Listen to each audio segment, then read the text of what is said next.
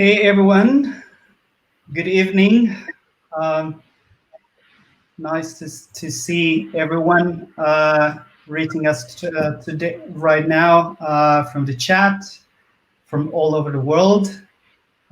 We hope you're all safe and healthy, and we are very excited to bring you another edition of the Waze Community Office Hours. We're going to start in a few minutes. If you're having any issues with your audio, just make sure that to read the instructions that we brought to you. And of course, if you can confirm us that everything is working all right. I'm honored to be joined here today by three different people, three great different members of our staff. The first is Mayan, which is a familiar face to you, I believe. She leads the Crisis and Closures team at Waze. The second one is Uri, who is a part of our routing team. And we also have Alon, who is part of our backend team. So just let us know that you can hear us all right. As usual, you can send your questions. You can start already send your questions. I see that some of you already noticed at the link in the sticky note at the top, in the red sticky note at the top of the chat. So if you open it in a different tab, that would come handy. So we will wait another minute before we start so we can respect everyone's time. And so I forgot, if you at any moment of the webinar need are experiencing any problems with your audio or video, you can find these slides with the instructions in the handout section in the handout tab. So just a general reminder to everyone is to keep it kind and cordial to everyone. As you know, this community office hours format is open to everyone. We are very happy to be joined by some new members of the community who might not be as experienced or have the knowledge that all of us have, but we really appreciate and accept all of their questions. Just try to keep our questions on topic. If they are not related to the topic that we're going to speak about today, we will try our best to answer them, but we might need to follow up on them in a separate in a separate, as part of the announcements for it. So I don't want to take too much of our time, and I would like to pass it on to Mayan, who is going to be talking to us about events and closures. Thank you, Mayan. Hi, I'm very happy to be here and talk to you guys a little bit about events and about closures. I know it's been a topic that on and off has been on the minds of the community, especially lately, so I'm happy to address some of the questions. So let's just jump right in. So what is an MT? An MT is basically an event that has road closures. This part is important because if it doesn't have road closures, Waze is going to address it differently, automatically. And these are going to be events that impact drivers in your community. So these can be marathons or sporting events or festivals or construction events, and really any type of opportunity that the road is closing, we want to know about it. So something that has come up pretty recently is that the name major traffic events is misleading, right? If on the one hand, Waze is saying, well, we want to know about all of these events, but on the other hand, we're calling them major traffic events. But major, it does not mean all. Major means major. And that's absolutely true. It's something that's going to be changing. The name of it is going to be changing to more accurately explain what types of data we're looking for, what type of events we want. But for now, consider this a branding issue, and we will talk a little bit about it later in the slides. So poll time, let's see if this works.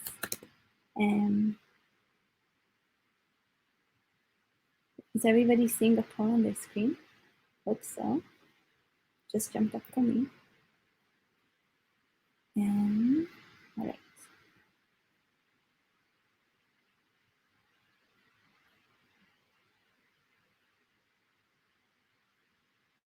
Mara, I only see my face.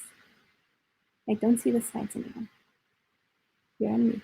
So just to clarify, I'm gonna fix the slides in a second, but just to clarify how to answer the poll that Mayan just mentioned, you can go to the polls tab, which is right next to the chat tab. And then we have, would you like to read the question, Mayan, while I try to fix the slide? So the question is, have you created an event using the event mode in the Waze map editor? And you can either choose yes or no. And then submit your answer.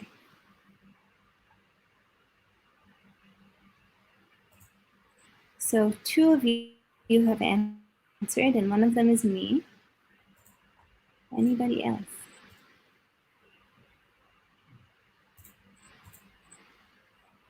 Yeah, I actually think that there might have been an error, but I see different numbers from here. I'm not sure if you can you refresh and switch in between tabs. I'm basically seeing right now that we have 69 attendees who said that they have created events through the event mode in WME, and 12 haven't so far. So that's good. We'll give you just a few more seconds to pick your answer, and then we'll keep going. All right, so as I see from the poll, most of you have used the event mode before, which is great. And we're going to do just a very quick run through of how to create them in a little bit. But first, what 2019 looked like. So if you see here, most of the events we supported are construction events, so almost 13,000 in 2019. Of course, 2020 numbers, because of the coronavirus, are going to look very different, very, very different. But we do see a lot of festivals, a lot of sporting events, slightly less parades, and then other. Those were our top 5 biggest categories. If you're interested about 2020 events, when I checked, we have a lot more construction events from this year versus the same time last year. Governments are taking advantage of the relative quiet to really push forward new projects, which is, I think, a little bit interesting, but of course, all the other types are much, much, much lower. So how to create an MTE. This will be, it'll be a little bit quick, hopefully still helpful. In the MTE, in the Waze map editor, you have 2 modes. You have default mode and you have event mode. Now, the good news is that event mode is going away. Yay! I know you're all celebrating with me quietly behind the screens. Eventually, there will only be one mode where you can create the MT and add the road closures to it. This is a work in progress. There will be changes in the workflow that I'm going to be presenting now.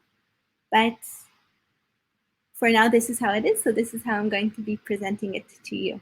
So as you can see in the top of the screen, you can switch between default mode and event mode.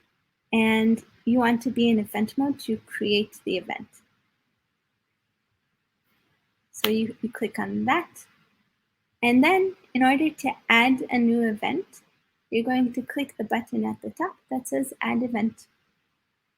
If you want to edit an existing event, you can search for the event that you're looking for or click on it from the events list.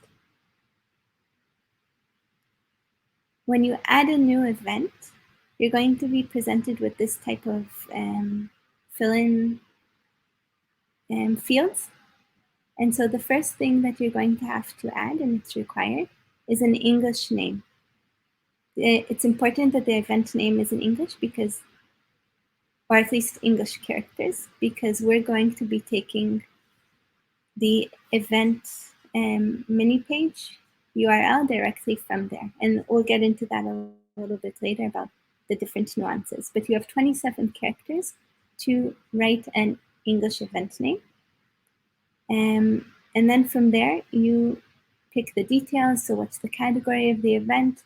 What is the location? So city. If it crosses many cities, then click none.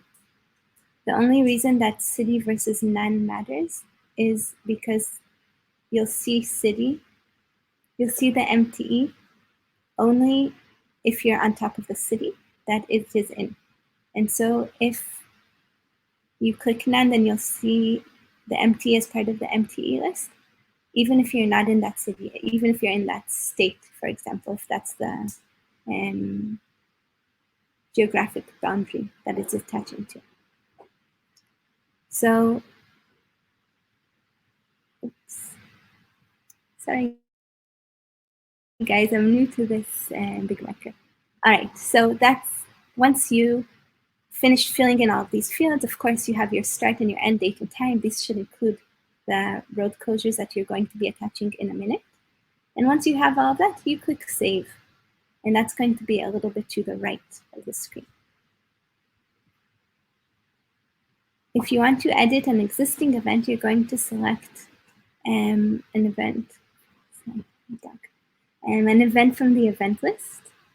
And once you click on it, you'll be able, you'll be able to click on the pencil to edit the name or any of the other fields that are here.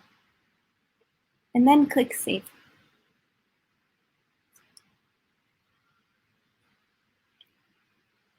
Now, we said there are two modes, right? The only thing you can do in MTE mode is add MTEs. Once you're done creating the MTE or editing the MTE, whichever it is, you're going to then go into default mode, which is here, right? You remember at the top on the left. And now you're going to start creating the closures. So once you switch back, you're going to find the area that you need. And of course, you're going to have all of the right layers on, and you are all experienced editors, and so you know this. And you're going to select the right rows. Now, in order to select multiple, sorry, the dog. In order to select multiple rows, you're going to click M, if you didn't know that already, and that will let you click a few at a time.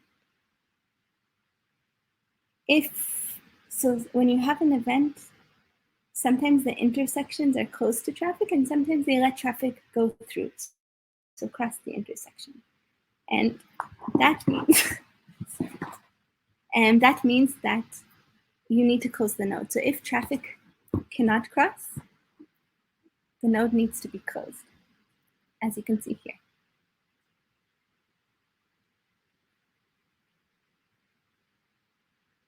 Okay. You're going to add the closure info. I'm sorry, he's very bothersome. You're going to add the closure info, and that's just how you add every closure. You're going to, once you select the segment, you have two tabs, the general tab and the closure tab.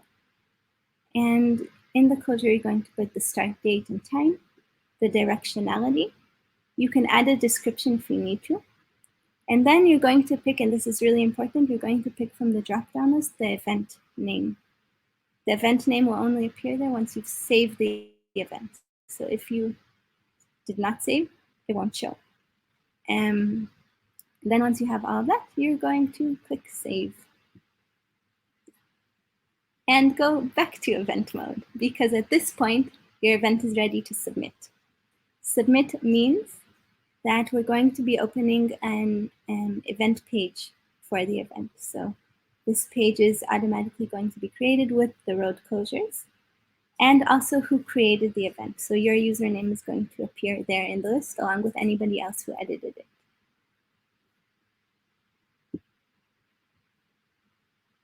If you want to delete closures, that's very easy. You just go into the empty, go into the list of closures, find the closure that you want to delete to locate it, and then get into the closure and delete it that way. And that easy. And it is something that I recommend playing with a little bit to understand, but once you do it once or twice, it is a little bit cumbersome. We'll talk about why it is in a minute, but it's not difficult. So frequently asked questions. I try to address. A few weeks back there was a post about MTs, and so I went through the things that were mentioned there, and I'm going to try to address them here. We're also going to be publishing a more detailed version online, but this is going to be on the surface as much as we can get into, and of course, if you have any questions, I'll be happy to answer them afterwards. So, which events get push notifications? This is a question that we hear a lot. The events that get push notifications is not black or white. It's not a very, it's not a firm guideline, but we do have guides that guide us. So the event needs to have a significant traffic impact. It can be dependent on road types affected. So if it's a road that has more traffic going through it, or if it's a stadium event that happens every week, we might either publish it, or if it's a stadium event, only publish the first of the series to alert users so that they don't get too much pushes about it. For countries that have lower density MTs, we do try to push more events to them just because they don't have a lot. And so it's nice for users in those areas to hear that Waze is updated and does have this type of information because they don't hear about it that often. And construction events, they will only get notifications if it's a bridge or a highway, or if a partner or community member requests it. This is true, by the way, for all of the event types. So if there's an event that you really think needs to get a push, please email waze-closures@google.com and let us know, because we are happy to take that into consideration. Now, if you guys start, this is something that's always been the case, but if suddenly the community becomes very involved in requesting very many pushes, we might have to reevaluate that. But for now, if you all request something, then we are going to do our best to publish it in time to get a push. So who gets a push? It's only to Wazers who have driven through affected roads several times in the months prior to the event start date. With that said, if you think you should have gotten a push and you did not, or somebody you know should have gotten and they did not, or you did and you don't think you should have, please let us know. I wrote here what type of information we need to know. So the name of the event, the date, the username of the user who was affected. It's really, really important that we get this information as soon as possible. We don't keep this data around for very long. And so from the moment it reaches us, to the time it gets to the developers, to the time it's prioritized for them to look into it, we need that to be enough time for them to actually reach an answer and make a fix. Oftentimes people wait a few days since they experience the issue. And by that time, it's very valuable, and we might not get it in time. Like the engineer might not be able to look at the data before it expires in where we hold it, and so we won't be able to help you. There might be a real issue there, and we still won't be able to help. And that's the last thing we want, and we really, really, really value and need this type of feedback so that we can improve how we're making these push notification decisions. All right, so the English event name. If your event doesn't have an official English name, and many don't, it's okay. You have a few options, and I wrote them here in the order that I would prefer you do them. So first, if your event name can be translated easily to English in a way that makes sense to local users, please do that. Try not to have spelling errors. If you can, Google it. We also try our best to review them before, especially if we're going to submit them for push notifications. But do try to search to see how words are spelled. Second option, if it's really hard to translate or you don't know how to do that, and that's okay, make the English name as generic as you need to. So if the event name is Flying Pig Marathon, and that might not translate very well, then you can just call it marathon in English and then have the full name in your local language. Most users in non-English speaking countries are going to have their Waze app in the local language. And so because our push notifications are received by the user in their Waze app language, then they're going to get the local language name and not the English name in their push. I hope that makes sense. You know how there's an English name and then you can put the local language name. So if your app is in the local language, you'll get the local language name. If your app is in English or any language but the local language, you will also get the English language name. All right, and then the third option, which is not ideal and we'd really rather you not do it, is to use the local language event name in Latin characters, removing any special characters from it. So any types of accents or dashes, those won't work and you'll get an error message. You won't be able to save it. That brings me to my next question. Why can't the English event name have special characters? So that is because the English name is taken from, it uses the URL for the MTE mini site is taken from the English name, and we can't have special characters in the URL.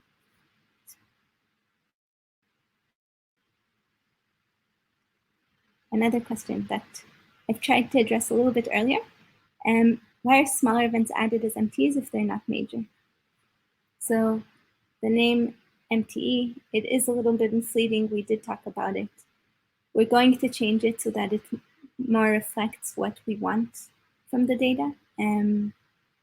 Anytime you associate an MTE, closures to an MTE, we're getting a lot more information about what that closure is. So suddenly we know that it is a construction closure, or it's a festival, or it's part of a larger series of closures. It's part of a network, you know, it's not a one closure, it's not an orphan.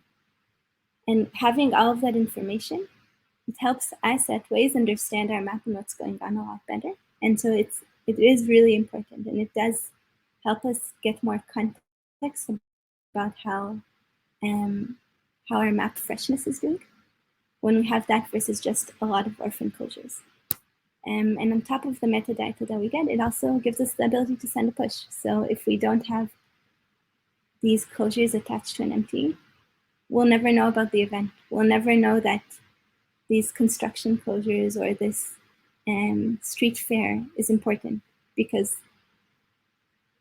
orphan closures aren't tracked by us in any way, but MTEs are. And we do get notifications every time an event is submitted. All right, this brings me to this question, which pains my heart very much, and I'm saying this very seriously. There have been a lot of MTE features promised, a lot of really great ideas brought up by the community. As I said, the MTE tool as it is now it's not hard, but it's not user-friendly. You have to switch modes like 3 times. It's not great, and you know that. But it does have to compete for resources with a lot of other features at Waze. And because of that, we try to push MTEs wherever we can, but it takes longer. And we really, really appreciate your patience as we're trying to get through it and trying to get our features prioritized. But, and this was true before, and it's especially true now with COVID, it's not very high on the priority list. And so any small one you can get, and the mode issue is a huge one, is welcome. All right. If you have an MT issue, so whether it's in the Waze app or when you're creating a MT in the Waze map editor, or you have an issue with the Waze event mini sites, or you have an idea or whatever, email waze-coders@google.com with information about your problem. So the username of who encountered it, the name and date of the event that was affected, the issue that you had in as much detail as you can. And if you can reproduce it, please tell us so that we can reproduce it also and be able to help you better. That would make it super, super, super easier to look into the issue. As I said, timing is everything here. We don't want the data or the issues to expire before we have a chance to look at them. So the earlier you can let us know, the better. With that said, though, in the forum post, I think it was Silvio that mentioned that there were a lot of SOS issues about MTs and closures. We looked into them. 3/4 of the ones that have been in 2020 have been Waze map editor issues, and 1/4 are routing issues. So we're looking into see if it's something more systemic that we can take care of on a larger scale. But we are aware, we are looking into it, and hopefully we'll have better results for you very soon. Sorry, I forgot I can't say that word. But eventually, you know, we're doing things. Things are happening, even if you can't see them. So MTE Marshals Mauro is going to talk about this a little bit. I will try to figure out how to make myself talk to me. Thank you, Mayan. And of course, something that it's worth mentioning now that we are in this special editions about events and MTEs and closures are our amazing MTE marshals. For the ones of you who don't know about them, just one sec. For the ones of you who don't know about these roles, they are representatives from around the world who have expressed their intention and knowledge in participating in being on the hunt for closures. So a little bit of what they do. They concentrate a lot of their expertise. They are experts in closures and MTEs and events.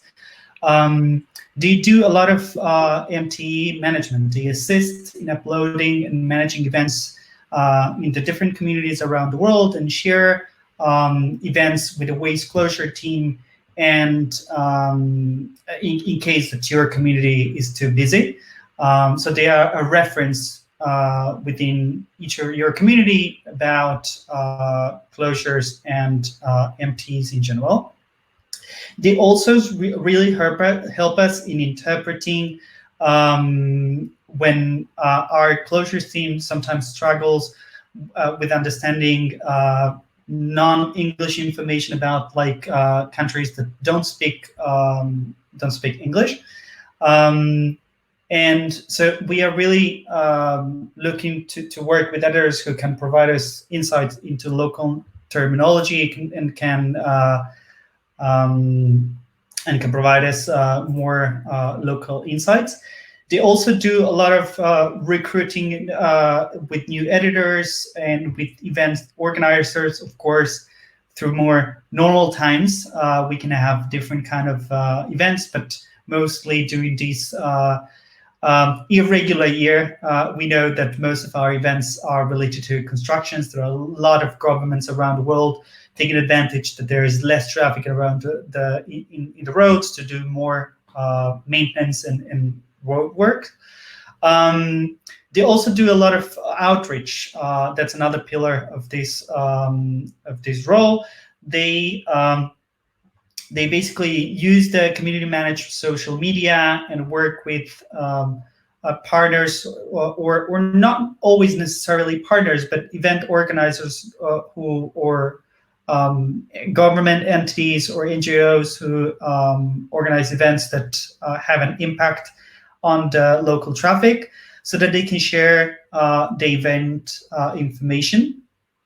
And finally, they collaborate with other editors to discuss the best practices and basically practice and share their knowledge about MTs and closures. So we would like to give a big kudos from our part to our MT marshals who really help us even during this irregular time. So if I'm not mistaken, that concludes our presentation part for today. So we're gonna now switch to the Q&A section. So I will start sharing your questions. And again, a reminder that you can ask all of them. Please ask all of your questions through the red sticky note, the red link at the top of the chat, and vote others' questions as well. Before we move over our Q&A sections, there's two things that I'd like to say. First of all, please at the end of the webinar stay so that you can answer possibly our very quick survey. It really helps us improve, and we always try to hear your feedback so that we can keep on improving these features. One thing that I want to that is important for us to say is that one of the things that we have heard your feedback about is about BigMarker and how easy or not it is to use. So we're trying to pilot now streaming perhaps the next session into YouTube. So stay tuned for that. And we are going to move to the Q&A section now. For that, I would like to ask both Mayan and also Alon and Uri, who are gladly agreed to help us answer your questions, to take part in this section. If you want, feel free, guys, to turn on your cameras while we read through the questions. So the first question is, any plans to support real-time closures on junction arrows? Very common that the junction or entrance to a street is closed, but not the street itself. And let me see. I think that Uri, you're muted, and currently you can only see Uri's camera. Yeah, I think this is a question more for the product team. Mayan knows. I don't know. Yeah. Mayan, are you with us?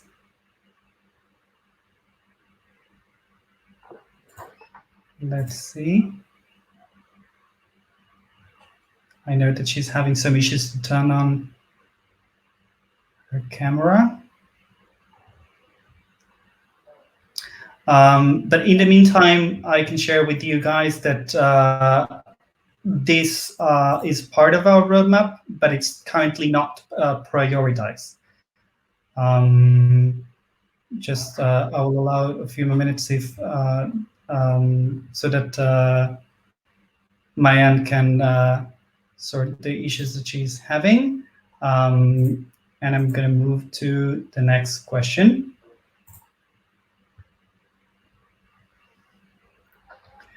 Next question is, can we show a countdown on the number of characters in the name? I rather know that I'm out of space before I try to save and then get an error. Let me see if we are having Mayan here.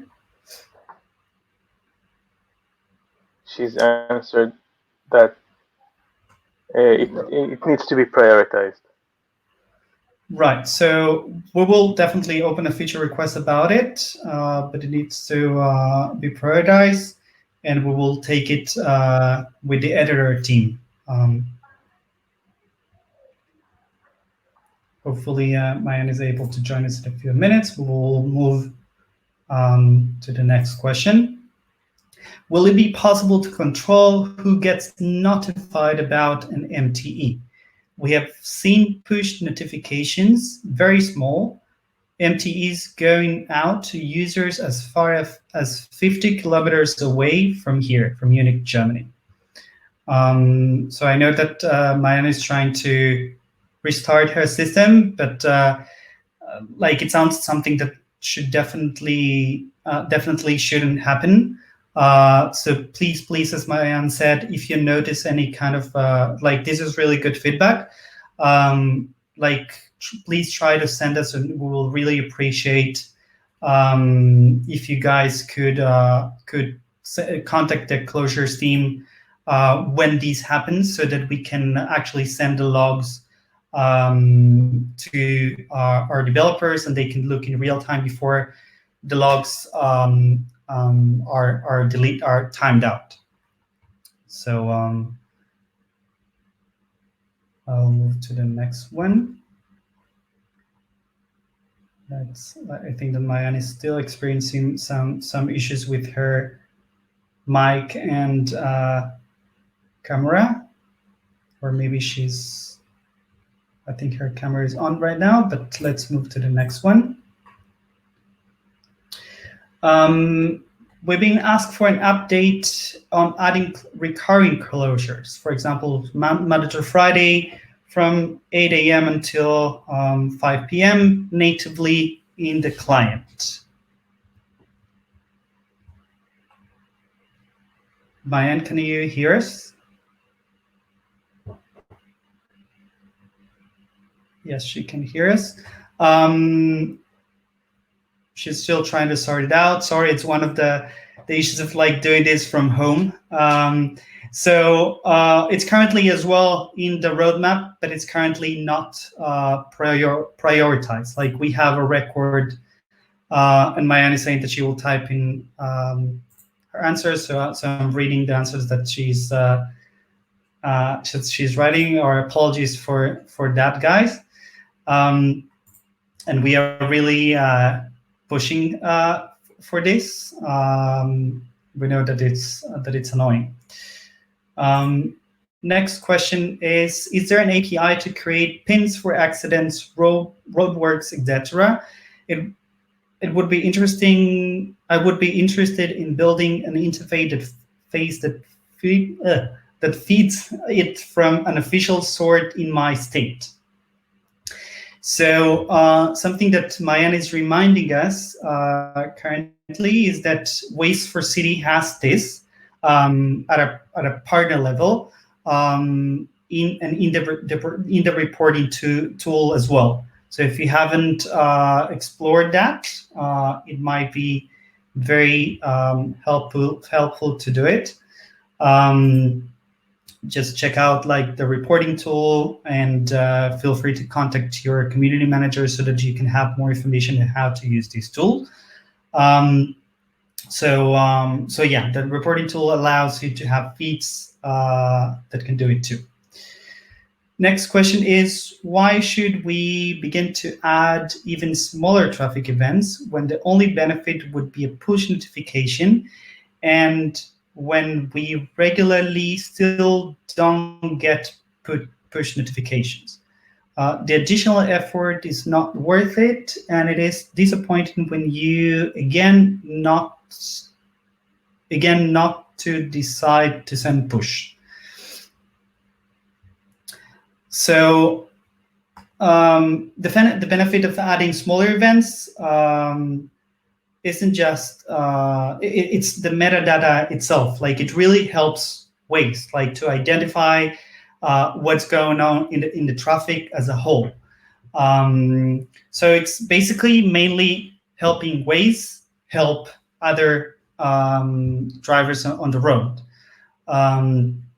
So if you don't get push notifications and you think you should, please report it, as my aunt wrote it earlier. So it's really helpful that we know about this and that we know about this in time so that we can detect any flaws.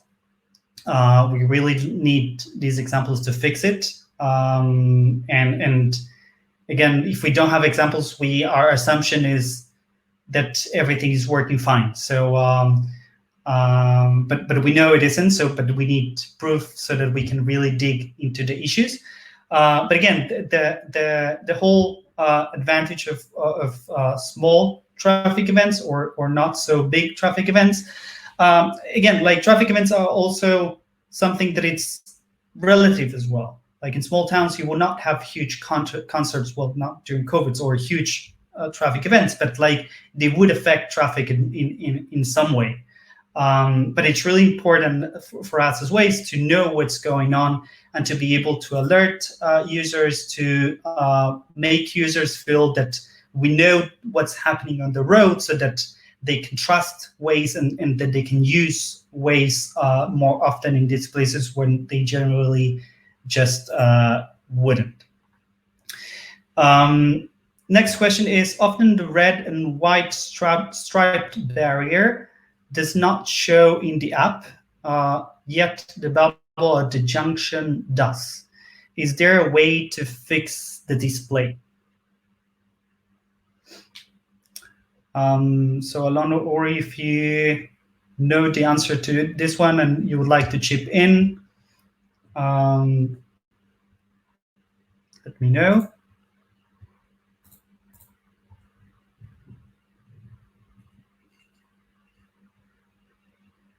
Alon, are you with us? You might be having some connections issues as well. Otherwise, Uri, do you know anything about this? No, I don't know anything about the client side and the presentation of the closures. Sorry. So if you could send us more like an example about these, or if you have already reported it in Sender Code, we would really appreciate it as well.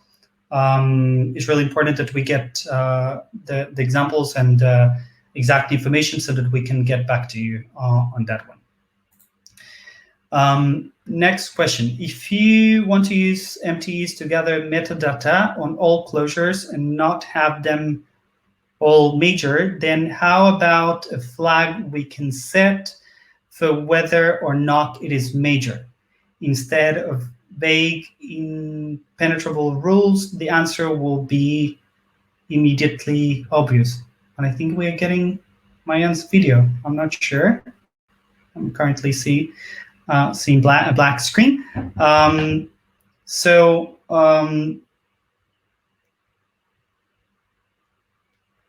the answer to this one is that we have a few feature requests in the pipeline that should address this. It's currently in the pipeline, and it's stuff that, as we said, it's not currently prioritized, in part because of the current situations where MTEs have had a different priority. I think I may be hearing Mayan, but I'm not sure. I still have hope, guys. But in the meantime, I'm going to move to the next question.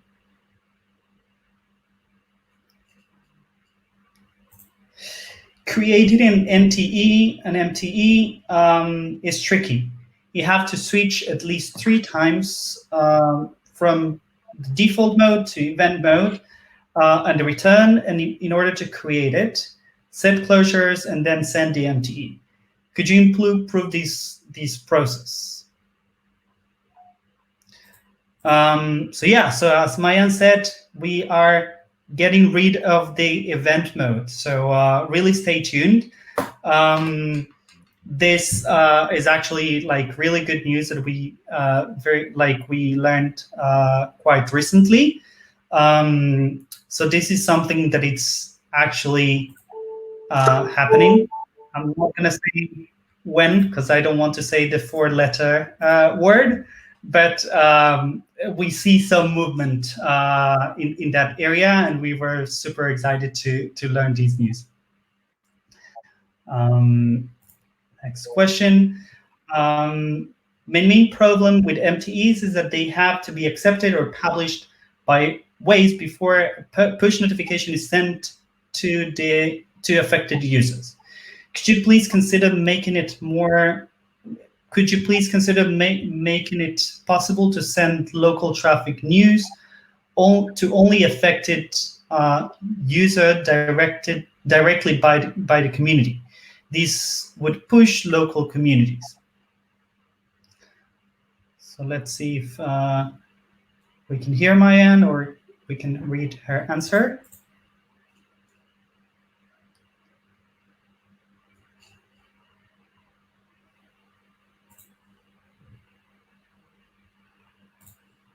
Let's see if she's with us.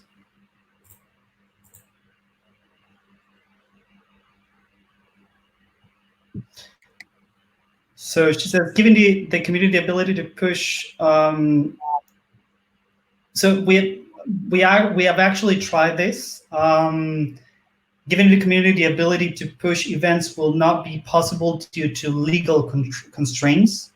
As Mayan says, we have tried this before, and there's a lot of legal and privacy concern regarding this. So it's something that we have tried in the past, and unfortunately doesn't seem to be feasible because of different compliance rules that we need to deal with internally.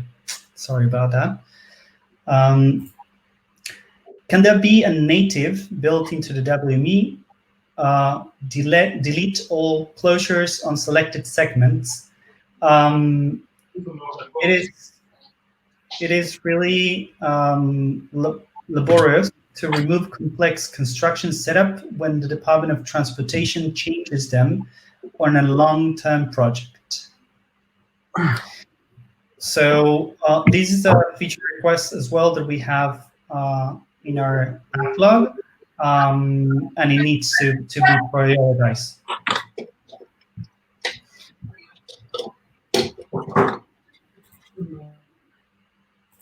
Next question. If you need the metadata from smaller closures so badly, why don't you collect it from the closures themselves? Let's see.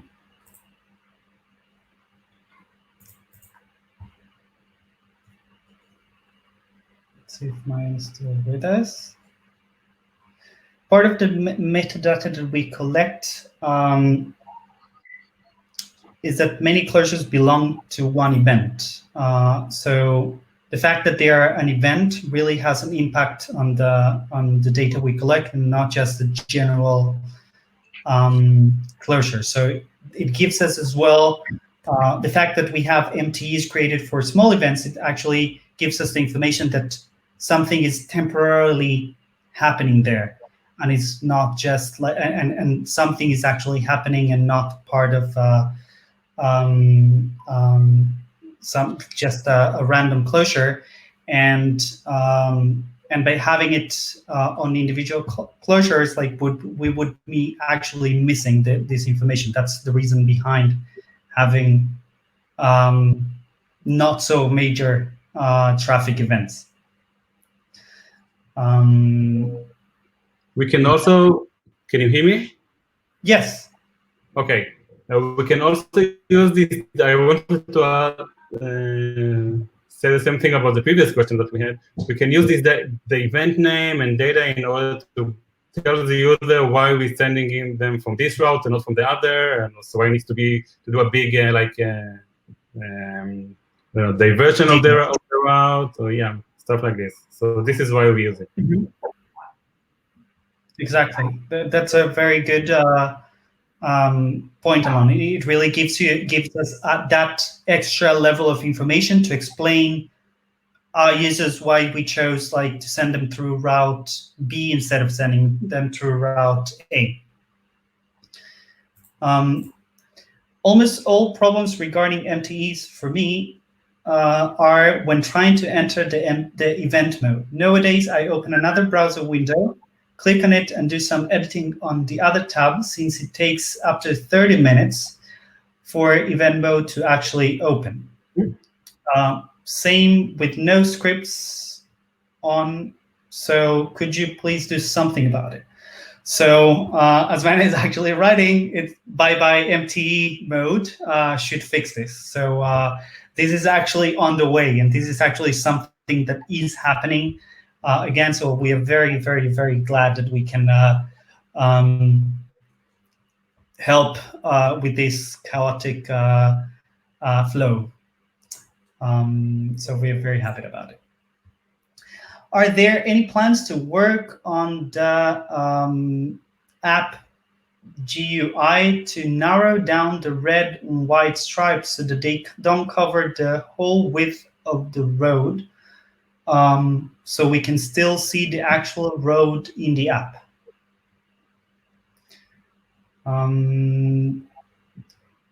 Uri or Alon, do you have any input about this one? No. So we would actually get back to you about this one. Mayan is saying that definitely that it is definitely something that can be done, but we need to prioritize as well. It would be important if you haven't opened a suggestion in Center Code to do it so that we can have it properly documented.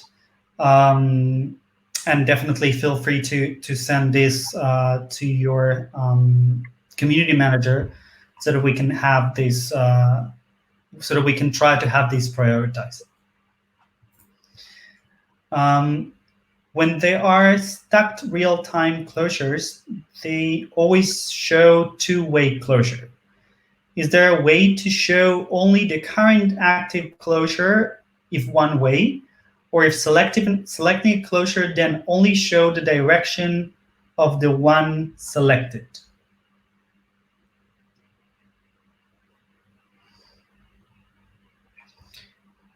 Seems like we would need to check on this one.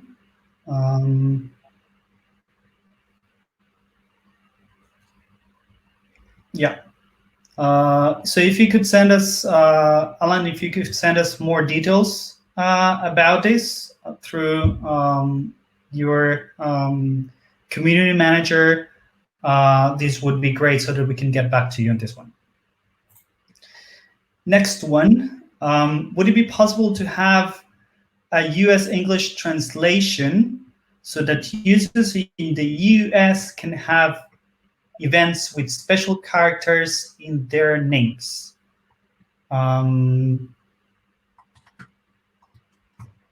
I'm trying to think, like, in which, like, I'm trying to think what would be the use case of this one,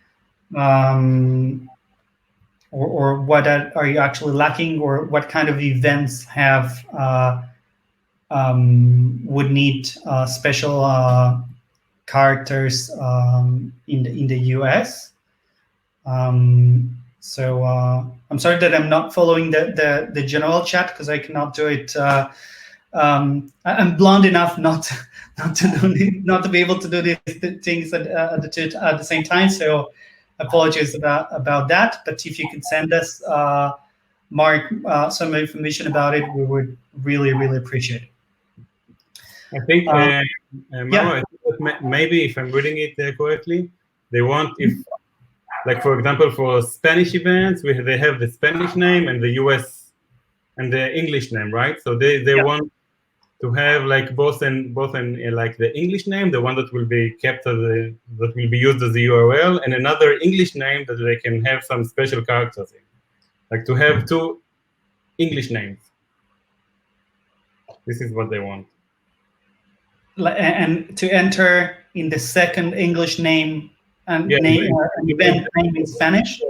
Exactly. No, use one English name as without any special characters or anything that will be served as the URL, as Marianne explained. and another one that will be used to have like another English name. Because currently you can't have, the MTE can't have two same language. Mm-hmm. You can have either English and another language. You can't have two English languages. Yeah. I think this is the one. Yeah. So Mark, if you could send us examples about that, we would really appreciate to understand like what's the like if there's we would like to measure if there's a common use case of something that you're not able to achieve. Like it would really we would gladly appreciate it so that we can investigate more about this.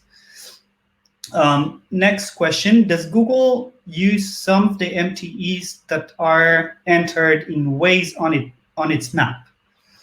Google doesn't use the MTEs as an MTE entity, but they do use some closures that are associated to MTEs. So they use basically the closures, but not really the MTEs per se.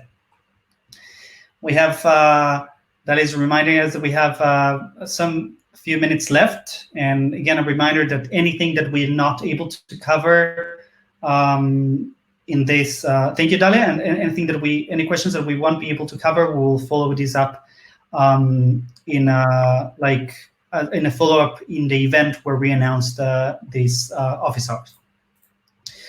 Do you plan to redesign the closure signs?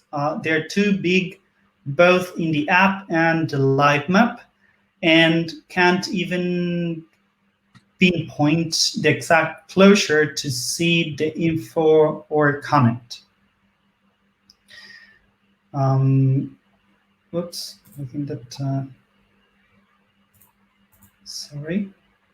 I think I wasn't presenting the question, sorry about that. So there's not a plan about this right now, but it might go along with the general closures redesign that might need to be prioritized. Again, Uri and Alon, if you have any input about this, feel free to interrupt me. Can you hear me? Yes. Yes. Suddenly everything came back with 3 minutes left, guys. Let's do these questions. Yeah. All right. Excellent. And notification should always be sent to the submitter contributors of the event. We agree with you. It's prioritized. It's on the list. I have nothing more to say. We agree. Thank you. I think that we already do that, right? I think that at least with the creator, we always send. So the creator of the MTE should be getting a push notification if there's a push. Right. Yes. We're in the process of, it's not related to the submitter and it's not related to the editors. It is related to the creator. And we are in the process of also doing other notification methods to close the loop on letting whoever touched the MTE know what's happening with it. All right. I think we'll be able to answer a couple of questions more. Will the process change when you remove the event page? So the event page is not being removed. The event mode is being removed.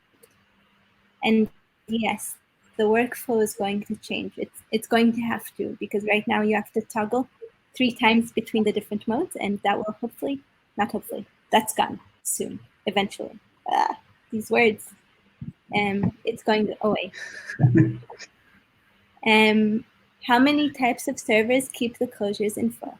We permanently see differences between closures added from app, WME, and partners feed.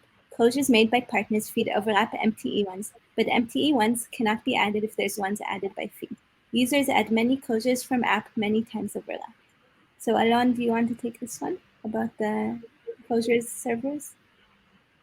For my end, it's only one server. The closure server holds it, but again, some of them are being distributed to other servers. And again, we need to know the exact problem that they have in order to see if there is a specific problem of duplications or something. Again, there is a feed as well, but I'm not familiar with it, so I don't know exactly how it works. So. All right. We need to have specific examples to see exactly what's going on. Definitely. So I see that we actually ran out of time for today. I want to be respectful of everybody's time. We promise to definitely send in a follow-up the rest of the questions that we weren't able to address today. These will be published in the same announcement where we announce these office hours. I want to thank for the three of you for being present today with us, guys, despite all the technical issues that we ran through. Oh, and we can also see Mayan, we see. So that's a nice, I think that's a nice wrap up for today. Please stay on the webinar to be able to provide us your feedback. It's a very, very brief survey. So, Mayan, do you want to add, Alon, Uri, do you want to add any final words? No. Just one reminder and request. Please, if something's not working as you think it should, if you think you should have gotten a push, I've mentioned it before, I want to say it one last time. We need these exact examples. Like, we need concrete evidence to be able to look into it. Alon or Uri, they can't just like try to figure it out without an example in front of them. It makes their job really hard, and their job isn't easy to begin with. So help them so that we are able to make this product as good as we can. Time is really important. As soon as you find an issue, let us know. And the email is waze-closures@google.com. All right, that's it. That's all I have. Okay. Thank you so much, and thank you so much for spending your time during your Sunday and spending a time from your family and weekend time with us. This has been another Office Hours edition. Thank you so much for you for making it so great and being engaged. And we will see you again in 2 weeks. Stay in the tab and see you all around. Okay. Bye-bye. Thank you. Bye.